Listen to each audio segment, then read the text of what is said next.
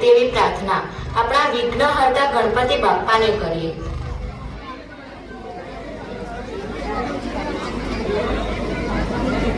किसी ने सही कहा है कि बेटी बचाओ बेटी पढ़ाओ नारे में बेटी पढ़ तो रही है लेकिन बच नहीं रही है।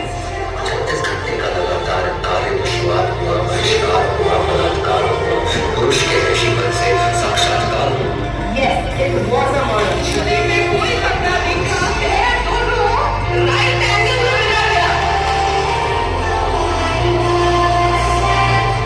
बच नहीं रही है। 36 घंटे का लगातार कार्य दुष्वार हुआ, बहिष्कार हुआ, बलात्कार हुआ, पुरुष के ऋषिपद से साक्षात्कार हुआ।